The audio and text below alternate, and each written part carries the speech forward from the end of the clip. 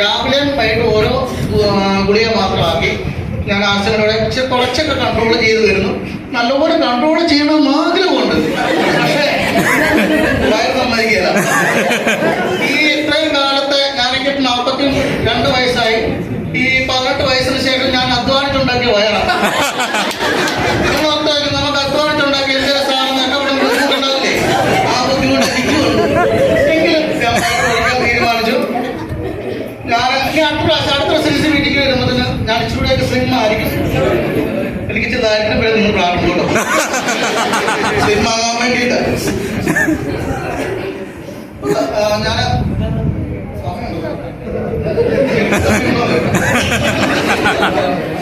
ഞാനധികം നീട്ടുന്നില്ല. അപ്പോൾ ഈ ആർസിഎം എന്ന പ്രസ്ഥാനത്തില് കൂടെ നമ്മൾ വരുന്നതിന് കുറച്ച് രൂപാന്തരം വരുകയാണെന്നുള്ളൊരു പറഞ്ഞിട്ടുണ്ട്. എന്റെ രൂപത്തിലൊരു മാറ്റം വരുത്താനായിട്ട് ഞാൻ മാക്സിമം ശ്രമിക്കുന്നതാണ്. ഈ ആർസിഎമ്മിൽ എന്തെനിക്ക് പരാജയപ്പെട്ട ഒരു സാധനം മാത്രമേ ഉള്ളൂ, നമ്മുടെ ഈ മൂത്തൊക്കെ ചെയ്യുന്ന സാധനങ്ങൾ. എന്റെ മുന്നേ നോബൽ സാർ ഒരു ദിവസം കോട്ടയത്ത് ക്ലാസ് എടുക്കാൻ പറഞ്ഞു, നിങ്ങൾക്ക് വേണ്ടേലും മേടിച്ച് ഉപയോഗിച്ചാൽ പറഞ്ഞു. ഞാൻ മേടിച്ച് ഉപയോഗിച്ചു. ഞാൻ നോക്കുമ്പോൾ എനിക്ക് എന്റെ മുഖത്തൊക്കെ തേച്ചിട്ട് ഒരു മാറ്റവും ഇല്ല. ആകെപ്പാട് കിട്ടുന്ന പീരിയാണ്. ആ പീരിക്ക് വേണ്ടി ഞാൻ ഇനി എന്നാ കിട്ടിയാലും വാങ്ങി തരും.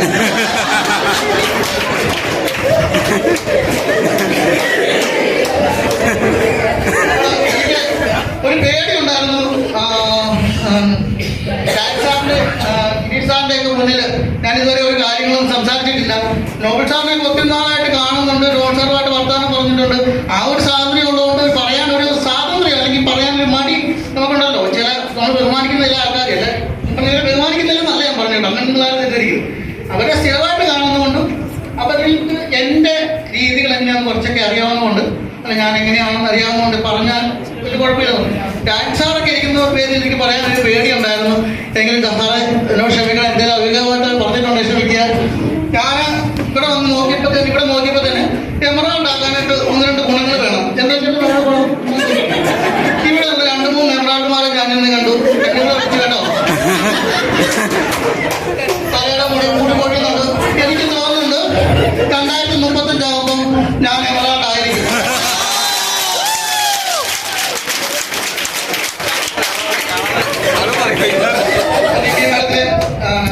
റിനിസാറിനെയൊക്കെ അറിയാം.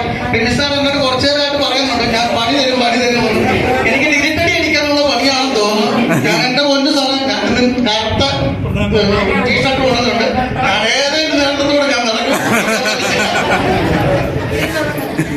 അപ്പോൾ ഞാൻ നീട്ടുന്നില്ല, ഞാൻ അടുത്ത പരിപാടിയിലേക്ക് പോവാണ്. ഒരു കാര്യം കൂടെ പറയാം. ആർസിഎം സ്ഥിരവാദം ചെയ്ത് കഴിഞ്ഞാൽ ഞാൻ പറഞ്ഞില്ല എനിക്ക് 13.5 ലക്ഷം രൂപ കടമുണ്ടെന്ന്. എനിക്ക് ഈ ആർസിഎമ്മിൽ നിന്ന് വരുമാനം കിട്ടി തുടങ്ങിയാൽ ഒരു 13 മാസം കൊണ്ട് തീർക്കാൻ പറ്റുന്ന കടവേ ഉള്ളൂ എന്നുള്ള ബോധ്യം എനിക്കിപ്പോഴുണ്ട്.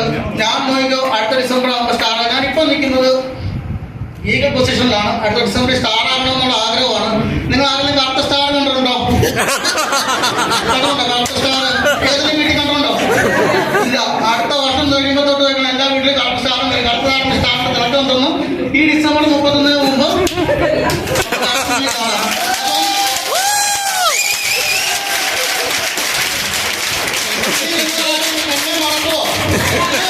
അപ്പൊ ഞാൻ എന്നെ മാർക്കറ്റ് ചെയ്തു അല്ലേ? ഇനി ഈ പ്രോഡക്റ്റ് വാങ്ങിക്കേണ്ട ആളുകളാണ്, ഈ പ്രോഡക്റ്റ് യൂസ് ചെയ്യേണ്ട ആളുകളാണ്. നിങ്ങളുടെ എല്ലാവരുടെയും ഉത്തരവാദിത്തം എന്നെ കൂടെ യൂസ് ചെയ്യുക. ഞാൻ പഠിക്കാൻ ആശയം പഠിക്കുക എന്നുള്ളത് നമുക്ക് തന്നിരിക്കുന്ന ഒരു ബുദ്ധിമുട്ടേറിയ ജോലി എന്നുള്ളത്. ആശയം പഠിക്കുക എന്നുള്ളതാണ്. അത് അത്രയും താല്പര്യത്തോടെ പഠിക്കുന്ന ആൾക്കാർ